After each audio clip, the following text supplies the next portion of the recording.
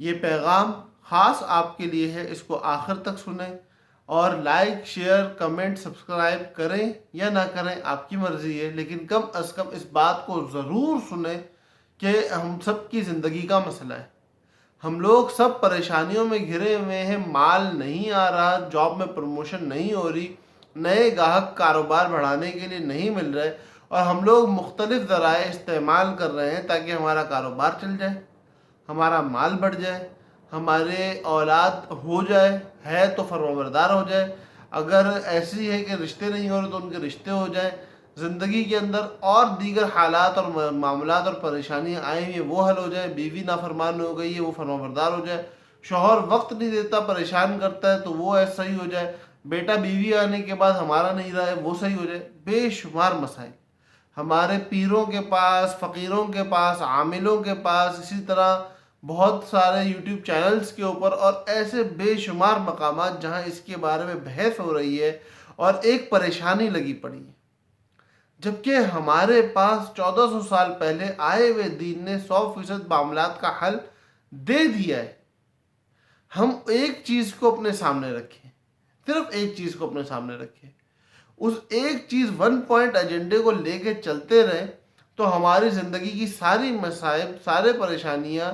یا تو حل ہو جائیں گی یا ان کے لیے کوئی صحیح راستہ نکل آئے گا۔ وہ ایک چیز کیا ہے کہ آخرت کا یقین اپنا مضبوط کر لیں۔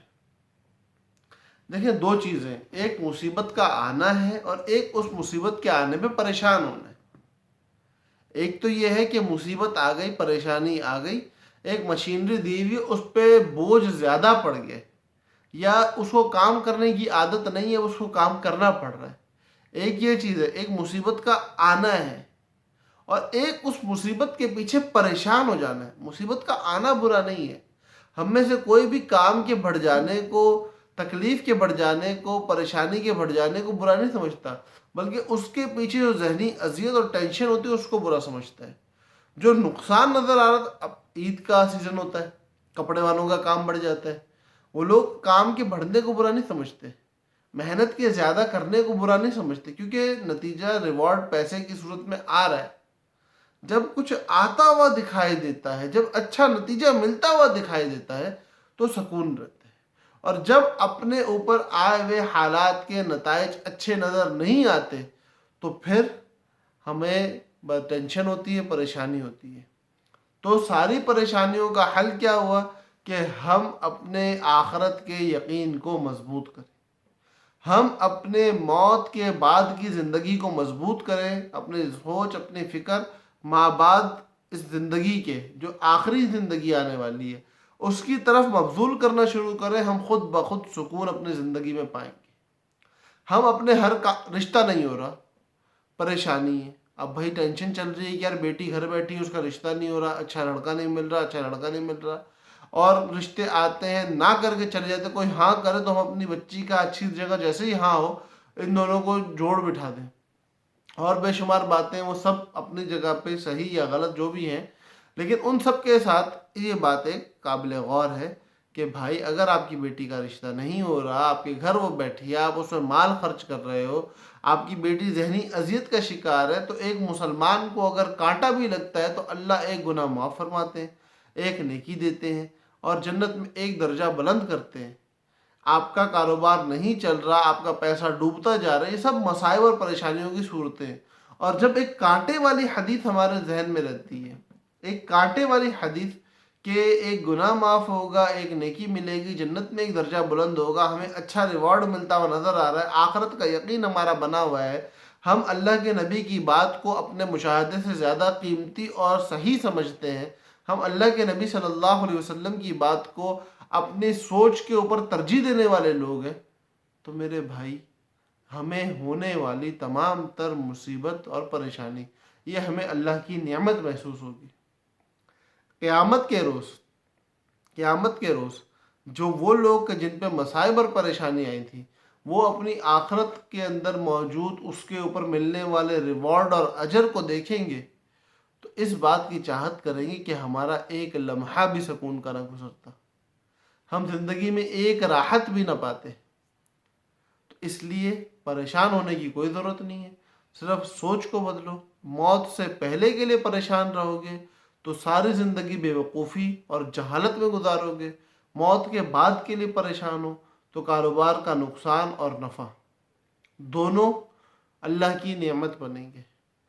نوکری کا نفع اور نقصان اللہ کی نعمت بنے گا۔ رشتے کا ہونا اور نہ ہونا اللہ کی نعمت بنے گا۔ اولاد کا فرما بردار اور شقی ہونا اللہ کی نعمت بنے گا۔ یاد رکھو، اس کے بعد یہاں تک سننے کے بعد ہمارے بہت سارے ساتھیوں کے دماغ میں ضرور یہ بات آ چکی ہوگی کہ یار پھر کیا ہم محنت کوشش نہ کریں؟ اللہ کے نبی نے تو بڑی دعائیں سکھائی ہیں،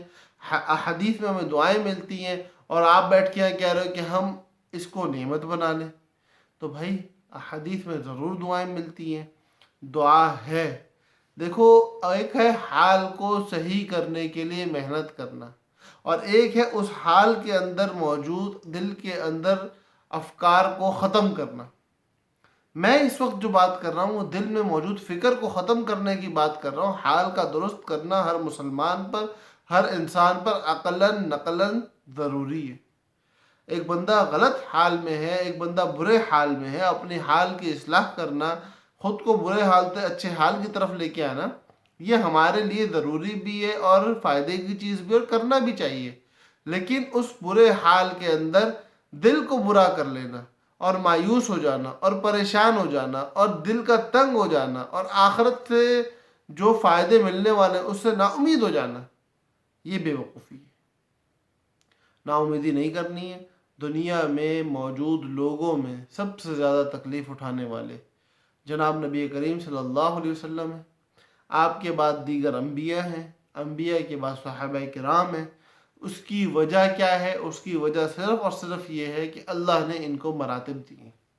اللہ نے چونکہ ان کو بڑے لیول کا انسان بنایا ہے، ان کو عظیم انسان بنایا ہے، اس لیے ان پہ مصائب زیادہ آئے ہیں، اور ان تمام مصائب پہ ان لوگوں کے دل کا یقین، ان لوگوں کی دلی کیفیت اطمینان کی اس وجہ سے تھی کہ آخرت میں اللہ کی طرف سے ملنے والے انعامات کا یقین تھا۔ ہم لوگ اگر آج آنے والے مصائب اور پریشانیوں کو اللہ کی طرف سے رحمت سمجھ کے، مانگنے نہیں ہے، یہ یاد رکھنا، مانگنے نہیں ہے، آ جائیں تو اس وقت اس کو اللہ کی طرف سے رحمت سمجھ کے قبول کریں، ان حالات میں اپنی اصلاح کی فکر کریں، دین اور دنیا کے اندر اپنے آپ کو سرخرو کرنے کی کوشش کریں، قرض لیا ہوا اس کو ادا کرنے کی فکر کریں، بیٹی یا رشتے کی فکر کریں، اولاد فرما بردار بنانے کے لیے محنت کوشش کرتے رہیں، کاروبار نہیں چل رہا اس کو چلانے کے لیے کوشش کرتے رہیں، نوکری میں اچھے سے اچھا اپنی پرفارمنس دے کے خود کو آگے بڑھانے کی کوشش فکر کرتے رہیں، تعلیم میں کمزوری ہے تو اس کے لیے مادی جتنے بھی ذرائع اور وسائل ہیں ان کو استعمال کریں، روحانی اعتبار سے ہمارے بڑوں نے جو ان تمام پریشانیوں کو حل کرنے کے لیے وظائف بتائے ان کا استعمال کریں، بیمار ہیں علاج ضرور کریں، سنت عمل ہے، وظائف سے بھی علاج کریں، اسی طرح اپنی دوائیوں سے بھی علاج کریں۔ ان تمام کے ساتھ یہ یقین رکھیں کہ ہر آنے والی مصیبت، ہر آنے والی پریشانی ہمیں اللہ کے بہت زیادہ اور بہت جلدی قریب کر سکتی ہے۔ موت پہ تمام تر جھمیلے ختم ہو جائیں گے۔ یہ دو باتیں جب دل کے اندر رہیں گی کہ اللہ سے سب کچھ کے اوپر ملنے کا یقین اور موت پہ تمام تر دنیاوی پریشانیوں کے ختم ہونے کا یقین، تو انشاءاللہ ہماری یہ پریشانیاں، ہماری یہ تکلیفیں، ہمارے اوپر آنے والی یہ حالات ہمیں ایک بہت بڑی نعمت اور اللہ کی طرف سے ملنے والا ایک بہت بڑا انعام معلوم ہوں گے، آخرت میں، قبر میں، اور اس کے بعد آنے والے اچھے نتائج جو دنیا میں بہت سارے لوگوں کو نظر آتے ہیں۔ تو اس لیے فکر نہیں کرنی ہے، پریشان نہیں ہونا ہے، بہادر بنیں، دلیر بنیں، اللہ کا نام لے، آگے بڑھیں، اللہ ہمارے ساتھ ہے، اللہ ضرور ہماری مدد کرے گا، اور ایک ایک لمحہ جو ہمارا تکلیف میں گزر رہا ہے اس پہ اللہ ضرور بہت بڑا اجر دے گا۔ پریشان نہیں ہونا ہے، اللہ سے اچھی امید رکھنی ہے۔ اللہ پاک ہم سب کا حامی و ناصر ہو۔ السلام علیکم ورحمۃ اللہ وبرکاتہ۔